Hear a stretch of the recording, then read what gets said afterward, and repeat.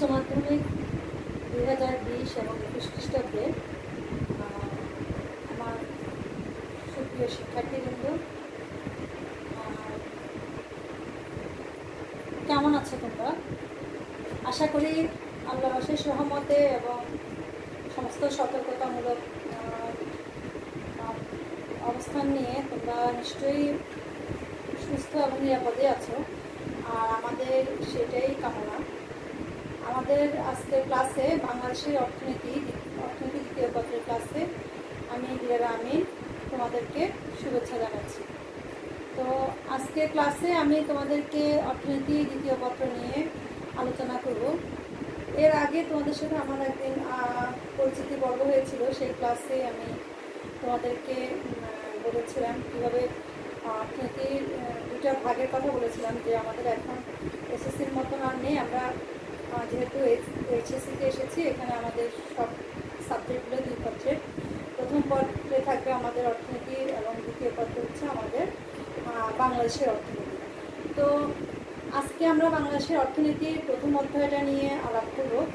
প্রথম অধ্যায় নিয়ে আলাপ করার আগে আমি বলে দিচ্ছি তোমাদেরকে, আমাদের অর্থনীতি বা সব সাবজেক্টগুলোতেই আমাদের সৃজনশীল প্রশ্ন থাকবে, এমসিকিউ প্রশ্ন থাকবে। তো সেখানে আমরা আমার ক্লাসগুলি তো আমরা পেজের সাথে সংযুক্ত থেকে ফলো করবো, পাশাপাশি আমাদেরকে বই কিনতে হবে। বই রাখবে, ক্লাসগুলো শুনবে, দেখবে এবং বইয়ের সাথে মিলিয়ে নিজেরা আবার প্র্যাকটিস করবে।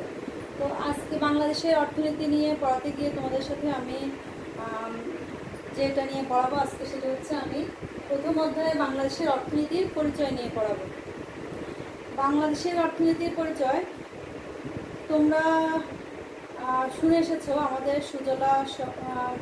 সুজলা শ্যামলা আমাদের বাংলাদেশ, সুফলা বাংলাদেশ, আমাদের গোয়াল ভরা গরু, পুকুর ভরা মাছ, তারপর আমাদের গোলা ভরা ধান ছিল একসময়, যে বাংলাদেশের গল্প ছিল সবার মুখে মুখে।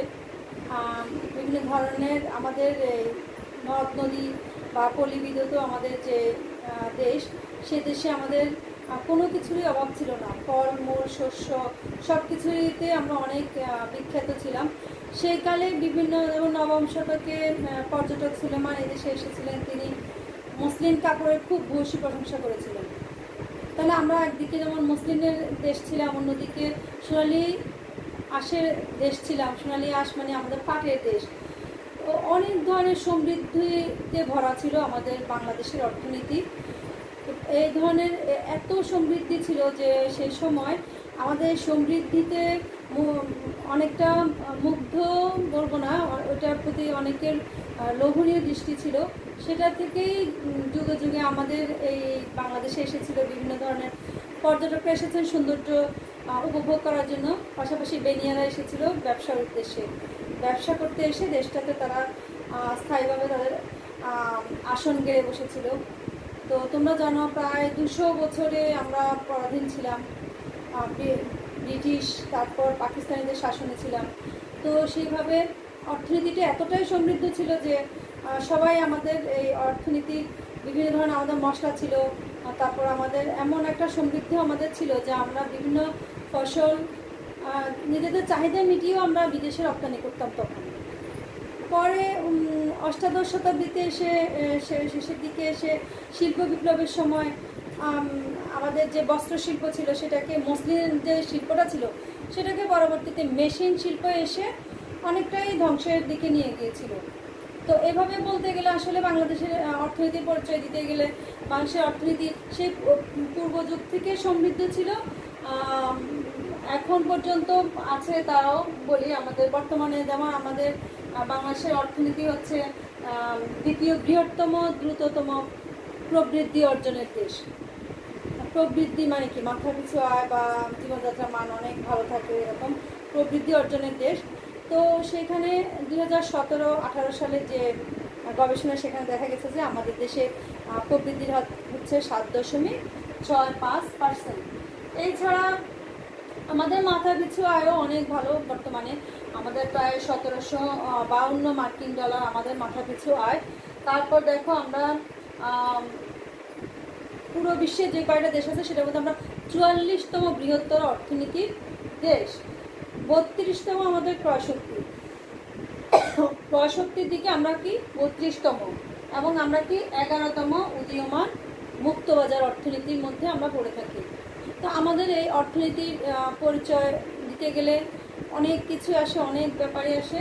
ঐতিহাসিকভাবে দেখো আমাদের বাংলাদেশের অর্থনীতির ঐতিহাসিক যে পটভূমি, সেটাকে আসলে বাংলা শব্দটা এসেছিল কোথা থেকে? বাংলা শব্দ এসেছে বঙ্গ থেকে। এইভাবে বাংলাদেশে যে জলবায়ু বলো, ভৌগোলিক অবস্থান বলো, পরিবেশ বলো, তারপর বিভিন্ন ধরনের সমৃদ্ধি বলো, সব কিছু মিলিয়ে আমাদের ঐতিহাসিক যে পটভূমি শুরু থেকে শেষ পর্যন্ত আজ পর্যন্ত বাংলাদেশের এই ঐতিহাসিক পটভূমিকে মোট 5 ভাগে ভাগ করা হয়েছে। প্রথম ভাগ হচ্ছে কি আদি যুগ, দ্বিতীয় আদি যুগটা হচ্ছে কি একেবারে শুরু থেকে 1200 খ্রিস্টাব্দ পর্যন্ত, হ্যাঁ খ্রিস্টাব্দ 1200 পর্যন্ত। দেন আমাদের আসলে কি মুসলিম যুগ। মুসলিম যুগটা হচ্ছে এটাকে মধ্যযুগ বলা যায়, আর মুসলিম যুগকে স্বর্ণযুগও বলা হয়। তারপর সেই মুসলিম যুগ হচ্ছে কি 1200 থেকে 1757 খ্রিস্টাব্দ। এরপর আসলে ব্রিটিশ বা ইংরেজ আমল, খুবই আমাদের জন্য খুবই কষ্টের একটা সময় ছিল। 1757 সালে 23শে জুন পলাশী প্রান্তরে সিরাজউদ্দৌলাকে হারিয়ে ইংরেজরা আমাদের বাংলাটাকে দখল করে নিয়েছিল। সেটাই ছিল ব্রিটিশ বা ইংরেজ আমল। অর্থাৎ 1757 সালে শুরু হয়েছিল, 1947 সালে দেশ বিভাগের মাধ্যমে সেটা অবসান ঘটেছিল। সেটার অবসান ঘটে চতুর্থ ধাপে আমরা এসেছি কি পাকিস্তানি যুগ, যেটা 1947 এরপর থেকে প্রায় 71 প্রায় 23-24 বছর ধরে আমরা পাকিস্তানিদের কাছে পরাধীন ছিলাম। তো তারপরে সেই 1971 থেকে মানে স্বাধীনতার পরবর্তী পঞ্চম যে পার্টটা, সেটা হচ্ছে স্বাধীনতার পরবর্তী বা 1971 পরবর্তী যে সময়টা, সেই সময়টা। তো আদি যুগের কথা যদি আমরা বলতে যাই, আদি যুগে বাংলাদেশের অর্থনীতি অনেক বেশি সমৃদ্ধ ছিল। নদ নদী দ্বারা আমাদের যে দেশটা সেটা পরিবেষ্টিত ছিল বদ্বীপ, সেখানে অনেক নদীবিদ্যুত পলিমাটি, তারপর উর্বর জলবায়ু, হ্যাঁ নাতিশীতোষ্ণ জলবায়ু, উর্বর মৃত্তিকা, বিভিন্ন ধরনের কারণে আমাদের দেখা গেছে যে আদি যুগে আমাদের কোনো কিছুরই অভাব ছিল না। আমরা ফুলে ফলে শস্যে সব কিছুতে আমরা অনেক সমৃদ্ধ ছিলাম। আমাদের কৃষি ছিল, কৃষিতে আমাদের কি ফলমূল ছিল অনেক। সেটার মধ্যে দেখা যেত যে সারা দেশে সব জায়গায় প্রচুর কাঁঠাল উৎপাদন হতো, অনেক বেশি কাঁঠাল উৎপাদন হতো, যার জন্য আসলে একসময় বাংলাদেশে কাঁঠালটা জাতীয় ফলেই পরিণত হয়ে গেল। তো কাঁঠাল ছিল, তারপর শস্য ছিল, শস্যে আমরা অনেক সমৃদ্ধ ছিলাম। আমরা নিজেদের শস্যটা নিজেরাও ফলাতে পারতাম, নিজেদের চাহিদা মেটাতে পারতাম, বিদেশে রপ্তানি করতো, অন্যান্য দেশে রপ্তানি করা হতো। তারপর মৎস্য ছিল, আমরা যেহেতু আমাদের নদী বিদ্যুৎ এলাকা, নদ নদীতে আমাদের অনেক বেশি সমৃদ্ধ ছিলাম, তো সেই কারণে আমাদের মাছের কোনো সমস্যা ছিল না। আমরা মাছে ভরপুর, একেবারে ওই যে বলে না পুকুর ভরা মাছ, ওইরকমই আমরা ছিলাম। তারপর আমাদের প্রাণীজ সম্পদ ছিল অনেক ভালো, আমাদের গোয়াল ভরা দুধ ছিল।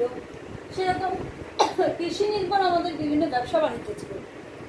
যেমন আমাদের কৃষি চিনি, এত বেশি আখ উৎপাদন হতো, অনেক বেশি আখ উৎপাদন হতো। সে আখ থেকে চিনি হতো, গুড় হতো। এই যে চিনি আর গুড়, এটা বিদেশে রপ্তানি করা হতো, দেশের চাহিদা মিলিয়ে বিদেশে রপ্তানি করা হতো। মশলা ছিল, বাংলাদেশ মশলার জন্য সমৃদ্ধ ছিল। বাংলাদেশের মশলা বা আমাদের এই অঞ্চলে দক্ষিণ পূর্ব এশিয়ার এই অঞ্চলটায় মশলার জন্য একেবারে সেই ফরাসি থেকে শুরু করে, মানে পারস্য থেকে শুরু করে অনেকে, আমাদের ওলন্দাজ, পর্তুগিজ অনেকে এসেছিল আমাদের এখানে ব্যবসা করতে। তারপর আমাদের সেই কৃষি নির্ভর ব্যবসার মধ্যে আমাদের ছিল ক্ষুদ্র এবং কুটির শিল্প, যেটা কৃষির উপর নির্ভর করে। যেমন ক্ষুদ্র কুটির শিল্প বলতে তোমরা কি বুঝো? কুটিরে বসে যে শিল্পটা, কুটিরে বসে অর্থাৎ ঘরে বসে শিল্প, সেটা তোমরা জানো। আমাদের বাঁশ বেত, তারপর কাঁথা সেলাই, নকশি কাঁথার জন্য বাংলাদেশ অনেক অনেক অনেক বিখ্যাত ছিল, এখন পর্যন্ত আছে। তো এই যে কুটির শিল্পগুলি, এগুলির যে কাঁচামাল, ক্ষুদ্র শিল্প কুটির শিল্পের যে কাঁচামাল, সেগুলো কৃষি থেকেই আসতো, মানে এরা কৃষি নির্ভরই ছিল। আবার তোমাদের যেমন ধাতু ছিল, মৃৎশিল্প ছিল, মাটির শিল্পের জন্য বাংলাদেশ এখন পর্যন্ত অনেক বিখ্যাত। এখনও দেখো স্বাধীনতার পরবর্তী সময়টাতেও কিন্তু মাটির শিল্পের প্রতি আমাদের অনেক উৎসাহ। আমরা মাটির টব লাগাই, তারপর আমি নিজেও মাটির টব অনেক পছন্দ করি। তো সেরকম তারপর তোমার কারুশিল্প ছিল, এই যে মানে কৃষি নির্ভর বিভিন্ন ক্ষুদ্র এবং কুটির শিল্প ছিল। তারপর আমাদের সে আদি যুগে একটা ব্যাপার ছিল, সেটা ছিল কি বস্ত্রশিল্প। বস্ত্রশিল্পে একেবারে সমৃদ্ধ ছিল। যেমন আমাদের তখন সুতি বস্ত্র ছিল, রেশম ছিল, অ্যান্ডি ছিল, মুগ ছিল, তারপরে রেশমটা ছিল দেখতে অনেকটা শ্যামবর্ণ মণির মতো। তারপরে মসলিন ছিল, মসলিনটা ছিল তো অনেক বিখ্যাত ছিল। মসলিন শাড়ি, মসলিন শাড়ির কথা তখন বলা হতো যে একটা আংটির ভিতর দিয়ে পুরো শাড়িটাকে পেঁচিয়ে নিয়ে আসা যেত, মানে একটা আংটির ভিতর দিয়ে পুরো শাড়িটা চলে যেত। তাহলে এটা কেমন ছিল? হ্যাঁ, অনেক বিখ্যাত ছিল মসলিনটা। বাংলার একটা ঐতিহ্য ছিল, ঠিক আছে, আদি যুগের একটা ঐতিহ্য ছিল মসলিন শাড়ি। এছাড়া আমাদের অনেক ধরনের বৃক্ষ ছিল, বৃক্ষে আমরা সমৃদ্ধ ছিলাম।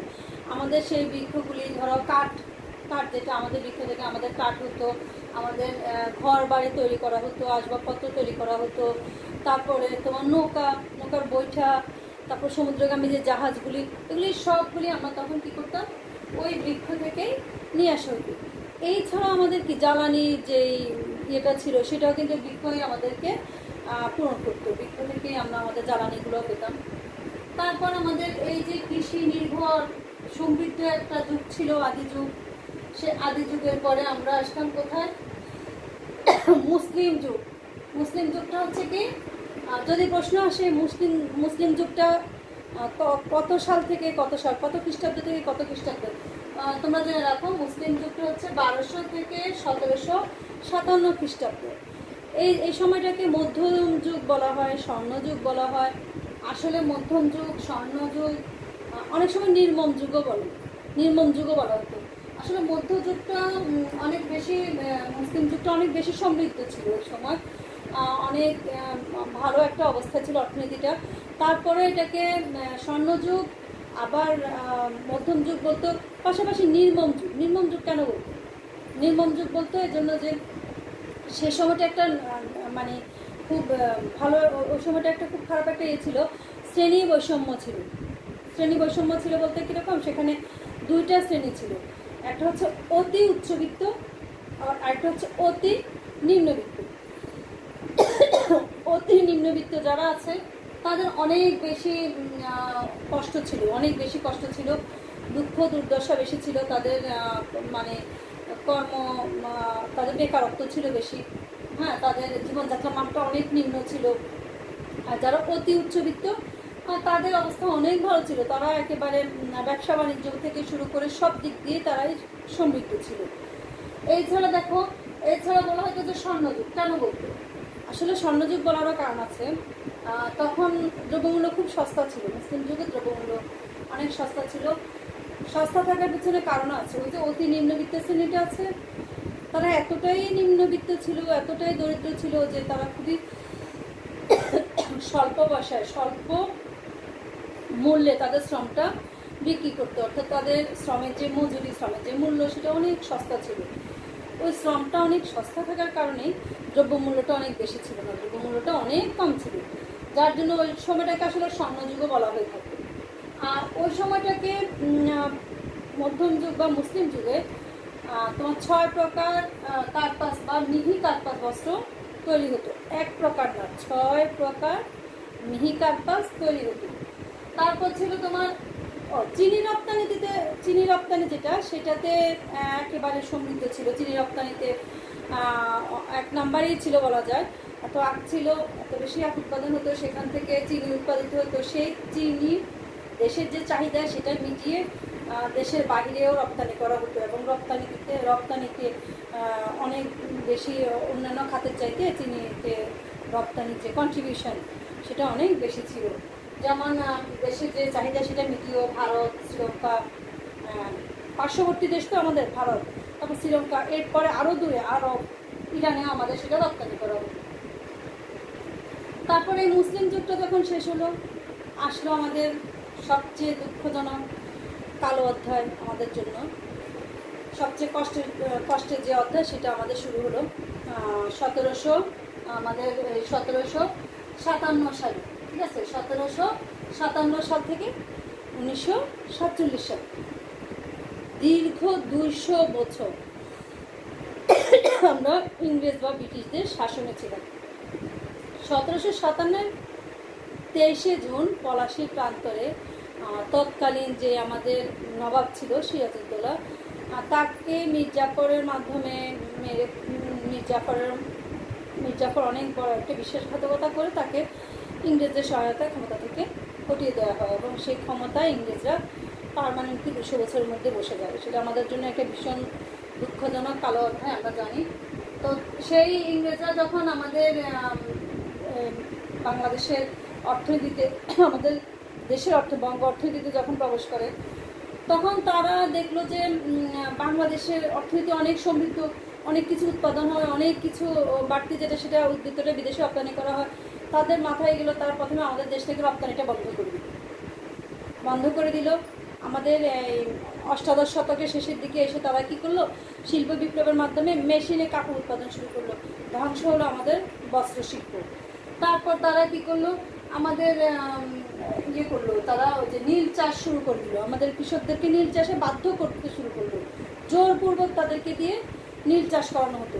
এবং ওই নীল চাষ থেকে কথিত আছে যে 1757 থেকে একেবারে 1820 সাল পর্যন্ত কন্টিনিউ তারা মিলিয়ন পাউন্ড তারা কি করে, পাচার করে, ইংল্যান্ডে পাচার করে। অর্থাৎ তারা এইভাবে আমাদের দেশটাকে একেবারে লুটে পুটে নিয়ে যাচ্ছিল। আমাদের যেই আমরা পাটে এত সমৃদ্ধ ছিলাম, আমাদেরকে বলা হতো যে সোনালি আঁশের দেশ, ঠিক আছে। সেই পাটের অবস্থা এমন হয়েছিল যে পাটের বেলে কাঁচা মাল হিসেবে যে পাটগুলি ছিল, বস্ত্রের কাঁচামাল, শিল্পের কাঁচামাল, সেগুলোকে বেলে পাট তারা ইংল্যান্ডে পাচার করতে শুরু করলো। তারা আমাদের দেশে কোনো কারখানায় তৈরি করতে শুরু করলো না, আমাদের দেশে কারখানা তৈরি করে না, তারা নিজেদের দেশে নিয়ে, আমাদের কাঁচামালগুলো নিজেদের দেশে নিয়ে ওইখানে তারা কারখানা তৈরি করতে শুরু করলো, ওইখানে উৎপাদন করতে শুরু করলো। ইভেন এইভাবে করে তারা মশলাগুলো দেশে নিয়ে গেল। তারপর এইভাবে ইংরেজদের অনেক বেশি অত্যাচার, অনেক বেশি তারা আমাদের দেশের মানুষদেরকে অনেক বেশি অত্যাচার করতো। শিক্ষা, সংস্কৃতি, সব দিক দিয়ে আমরা পিছিয়ে ছিলাম। আমাদের জন্য কখনো কোনো ভালো কোনো সুযোগ ছিল না, এতগুলি বৈষম্য তৈরি করে রাখা হয়েছিল। ভালো জিনিসগুলো ওই দেশে পাঠিয়ে দেওয়া হতো। এই দেশ থেকে যে চিনি একসময় দেশ থেকে প্রচুর পরিমাণে রপ্তানি হতো, সেই চিনি রপ্তানিটাও তারা কী করলো, বন্ধ করে দিল। এবং দেখা গেল যে 1793 সালে লর্ড কর্নওয়ালিস কী করলো, একটা চিরস্থায়ী বন্দোবস্ত করলো। ওই চিরস্থায়ী বন্দোবস্ত করে সে কী করলো, জমিদারি প্রথা করলো, উত্থান হলো জমিদারি প্রথার। সেই জমিদারি প্রথা এসে দেখা গেল যে মুসলিম যুগে যেসব মুসলমান জমিদার ছিল তারা মোটামুটি নিগৃহীত হয়ে গেল, পুরো জমিদারিটাই চলে গেল হিন্দুদের হাতে। এবং দেখা গেল যে জমিদাররা তাদের যে প্রজাদেরকে অনেক বেশি অত্যাচার করতো, প্রজাদের কাছ থেকে ফসল তুলে নিত, খাজনা দিতে দেরি হলে অত্যাচার করতো। এইভাবে করে তারা কি করলো, পুরো ব্রিটিশ আমলটাকেই তারা একেবারে জোরপূর্বক দখল করে রাখলো 200 বছর। তো তোমরা জানো, বিভিন্ন সোর্স থেকে তোমরা জানো বা ইতিহাস পর্যালোচনা করলে তোমরা শুনবে। তো এই ব্রিটিশদের হাত থেকে আমাদের মুক্তির জন্য আমাদের হিন্দু, মুসলিম, একেবারে নারী, পুরুষ সবাই কিন্তু ভিতরে আন্দোলন চালিয়ে গেছে এবং সেইভাবেই তারা কী করলো, একসময় সফলও হলো। তো এরপরে আসলে কি দ্বিজাতি তত্ত্বের মাধ্যমে, অর্থাৎ দুইটা জাতিগুলো, আমাদের হিন্দুদের এক জাতি, মুসলিম, এই যে দ্বিজাতি তত্ত্বটা করলো, এই দ্বিজাতি তত্ত্ব করে দুইটা দেশ ভাগ হলো, ভারত এবং পাকিস্তান। ভারতের পাকিস্তান ভাগ করে তারা কী করলো, দ্বিজাতি তত্ত্ব করলো। বাট ওইখানে আবার তারা কী করলো, ভাষাভাষী করলো। সেটা করে 1757 থেকে 1947 সালে গিয়ে আমাদের সেই ব্রিটিশ শাসনের অবসান ঘটলো, একেবারে পাকাপাকিভাবে অবসান ঘটলো। সেই ব্রিটিশ শাসনের অবসান ঘটেও কিন্তু আমরা শান্তি পেলাম না। আমাদেরকে এমনভাবে ভাগ করা হলো, একটা একটা পাকিস্তান। পাকিস্তানকে ভাগ করা হলো আবার দুটি অংশে, একটা পূর্ব পাকিস্তান, একটা পশ্চিম পাকিস্তান। দুই পাকিস্তানের মধ্যে দূরত্ব ছিল 1200 মাইল, অথচ সেই 1200 মাইল দূর থেকে পশ্চিম পাকিস্তানিরা আমাদেরকে শাসন করে আসছিল। শাসন নয়, একেবারে শোষণ করে আসছিল। প্রায় 23 থেকে 24 বছর তারা আমাদেরকে শোষণ করে এসেছিল।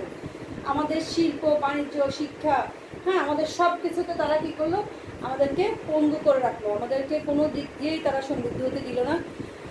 এরপর দেখা গেলো যে তাদের এই অত্যাচারগুলো আস্তে আস্তে একটা সময় এসে তারা বললো যে, পাকিস্তানিরা বললো যে, মোহাম্মদ আলী জিন্নাহ ঘোষণা করলেন যে উর্দু হবে পাকিস্তানের একমাত্র রাষ্ট্রীয় ভাষা। যেখানে বাংলা ভাষাভাষীর সংখ্যা অনেক বেশি ছিল, সেখানে তারা এই ধরনের একটা ঘোষণা দিল। বাঙালি একেবারে ক্ষোভে বিক্ষোভে ফেটে গেল এবং সে আন্দোলনের মুখে 52 সালে 21শে ফেব্রুয়ারি আমরা আমাদের ভাষার স্বাধীনতা পেলাম। 1952 সালে 21শে ফেব্রুয়ারি আমরা আমাদের বাংলা ভাষাটাকে আমাদের মাতৃভাষা হিসাবে ফেরত পেলাম। তারপরে আসলো, সেটার পরে 54 সালে যুক্তফ্রন্ট নির্বাচন হলো, তারপরে 66 সালে 6 দফা আন্দোলন হলো, 6 দফা আন্দোলনের পরে 69-এ গণ অভ্যুত্থান হলো, তারপরে 70-এ এসে কী হলো, নির্বাচন হলো। 70-এর নির্বাচনে কি হলো, এটা হচ্ছে আমাদের একেবারে ঐতিহাসিক পর্বগুলিকে যে 5টা পর্যায়ে ভাগ করেছি তার 4র্থ পর্যায়ে। তো 1970 সালে যে সাধারণ নির্বাচন হলো, সেখানে 269টি আসনের মধ্যে আওয়ামী নেতৃত্বে 267টি আসনে জয়লাভ করে। কিন্তু আমরা যেহেতু অধিক সংখ্যক আসন পেয়েছিলাম, সেখানে আমাদেরই সরকার গঠন করার কথা ছিল, কিন্তু তারা আমাদের সাথে এই ব্যাপারটা এসে বেইমানি করলো। তারা তখন আমাদের বঙ্গবন্ধু শেখ মুজিবুর রহমান বললেন যে, আমার তোমাদের ইয়ে চাই না, মন্ত্রিত্ব চাই না, প্রধানমন্ত্রিত্ব চাই না, আমি আমার দেশের স্বাধীনতা চাই। এবং ওনার ডাকে 1971 সালে 26শে মার্চের স্বাধীনতার যে ডাক ছিল, সেই ডাকে সাড়া দিয়ে 9 মাস রক্তাক্ত যুদ্ধ করে 30 লক্ষ মা বোনের প্রাণের বিনিময়ে আমরা কি করলাম, 71 সালের 16 ডিসেম্বর আমাদের স্বাধীনতা পেলাম। সেই স্বাধীনতার মাধ্যমে আমাদের পাকিস্তানিদের সাথে আমাদের যে পাকিস্তানি যুগ, সেই যুগে সেই চরম দৈন্যতা, চরম কষ্টের সময়গুলি থেকে আমরা মুক্তি পেলাম। পঞ্চম পার্টে আমরা এসে দেখলাম কি, স্বাধীনতার পরবর্তী বা 1971 সাল। তো এই যে স্বাধীনতার পরবর্তী 1971 সাল ছাড়াও 1947 সাল থেকে 1971 সাল পর্যন্ত এই যে এতগুলি বছর পশ্চিম পাকিস্তানিরা আমাদেরকে শোষণ করে গেল, শাসন করে গেল, কিভাবে করলো, তাদের এই যে আমাদেরকে করলো, কতগুলো উপায় বের করে নিল তারা। প্রথমত তারা কী করলো, আমাদেরকে সরকারি নিয়োগে বৈষম্য দিল। যেসব সরকারি নিয়োগগুলি হতো, সেগুলো প্রথম শ্রেণীরগুলি তারা তাদের জন্য রাখতো, নিম্ন শ্রেণীরগুলি সব আমাদের জন্য রাখতো। এইভাবে করে তারা সরকারি নিয়োগে একটা বৈষম্য রাখলো। তারপরে কী করলো, কেন্দ্রীয় সরকারের রাজস্ব ব্যয় তাদের জন্য বেশি রাখলো। পশ্চিম পাকিস্তানের রাজস্ব ব্যয় বেশি ছিল, আমাদের জন্য রাজস্ব ব্যয়টা কম ছিল। যে উন্নয়ন ব্যয় যেটা হয়, সেটাও আমাদের জন্য কম, তাদের জন্য অনেক বেশি। তারপর তারা কী করলো, বৈদেশিক যে সাহায্যটা পেত, সেটার বন্টনের সময়ও এই দেশের জন্য কম করে পাকিস্তানের জন্য বেশি করলো। তারপর আমাদের বৈদেশিক মুদ্রা অসম বন্টন করলো, বেসরকারি খাতের বিনিয়োগটাও তারা অসম করলো। এভাবে করতে করতে যখন আমরা 71 সালে স্বাধীনতা পাই, তখন আমাদের দেশের অবস্থা খুবই খারাপ। আমাদের মাত্র 5টা শিল্প প্রতিষ্ঠান ছিল, মাত্র 5টা শিল্প প্রতিষ্ঠান আমাদের বাংলাদেশে ছিল, আর সব ছিল পাকিস্তানি। এরপর স্বাধীনতার পরবর্তীতে 1971 সালে পরে যখন দেশটা স্বাধীন হলো, তখন আবার দেশটাকে গঠন করার কাজ চলতে থাকলো। এবং আমাদের দেশে দেখা গেল যে যুদ্ধ বিধ্বস্ত একটা ভঙ্গুর একটা দেশ, সেই দেশে তখন কি করা হলো, আস্তে আস্তে সব কিছু জাতীয়করণ করা শুরু হলো। জাতীয়করণ করা হলো 71-এর পর থেকে শিক্ষার ক্ষেত্রে, মানে সব ক্ষেত্রে আমাদের আস্তে আস্তে আমাদের উন্নতি হওয়া শুরু হলো। আমাদের যেসব জিনিসগুলি আমাদেরটা বন্ধ করে রেখেছিল, আমাদের পাট শিল্প থেকে শুরু করে সব আবার নতুন করে আমাদের এগুলো নিয়ে কাজ করা শুরু হলো। এভাবে করতে করতে আজকে 2020 সালে এসে সরকার একটা মেগা প্রকল্প হাতে নিয়েছিল, সেটা ছিল আমাদের কি রূপকল্প 2021। 11 ছিল, সেটা পরে 2021 আসলো। তারপরে এসডিজি হ্যাঁ, সাস্টেইনেবল ডেভেলপমেন্ট গোল আছে, MDG আছে, মিলেনিয়াম ডেভেলপমেন্ট গোল, এরকম বিভিন্ন ধরনের উদ্যোগগুলি গ্রহণ করা হয়েছে। বর্তমানে আমাদের দেখো মাথাপিছু আয়ও কিন্তু বেড়েছে, আমাদের $752 হয়েছে, মার্কিন ডলার। তারপরে আগের চেয়ে আমরা বাণিজ্য সমৃদ্ধ হয়েছি। যে বস্ত্র ইংল্যান্ড আমাদের থেকে কেড়ে নিয়ে গিয়েছিল সেই মসলিন আমাদের নেই, কিন্তু সেই বস্ত্রে কিন্তু আমরা সমৃদ্ধ হতে না পারলেও রেডিমেড গার্মেন্টস তৈরি পোশাকে কিন্তু আমরা এখন অনেক সমৃদ্ধ, অনেক বেশি সমৃদ্ধ। আমাদের স্বাধীনতার পরবর্তী এই পর্যন্ত আমরা অনেক চড়াই উতরাই পেরিয়ে আমাদের অর্থনীতিটাকে অনেক ভালো করেছি। আজকে আমরা মুক্তবাজার অর্থনীতিতে আমাদের জায়গা করে নিতে পেরেছি। এত বড় বিশ্বে আমরা 11তম অবস্থানে আছি মুক্তবাজার অর্থনীতিতে। তারপর আমাদের দেখো সমৃদ্ধি, আজকে আমরা দেখলাম যে আমাদের দেশের পার্বত্য চট্টগ্রামে কাজু বাদামের কথা ওখানে চাষ হচ্ছে। তো উদ্যোক্তা তিনি বলছেন যে আমরা এই বছর যে পরিমাণ করেছি, নেক্সট ইয়ারে আমরা চেষ্টা করলে বিলিয়ন থেকে বিলিয়ন ডলার আমরা বৈদেশিক মুদ্রা আনতে পারবো। এই যে আমরা কিন্তু স্বাধীনতার পরবর্তীতে আমাদের কিন্তু অনেক অর্জন আছে, একেবারে যে নেই সেটা না, অনেক চড়াই উত্তরের মাধ্যমে আমাদের অনেক অর্জন আছে। আমাদের দেশটায় অনেক কিছু হয়েছে, আমাদের উন্নয়ন হয়েছে। আমরা জানি যে পদ্মা সেতুর কথা আমরা জানি, আমরা পদ্মা সেতু সম্পূর্ণ নিজস্ব অর্থায়নে করছি। আমাদের সরকার বিদেশি কোনো ঋণ নেই, আমাদের নিজেদের অর্থায়নে নিজেদের চেষ্টায় আমরা পদ্মা সেতুটা তৈরি করছি।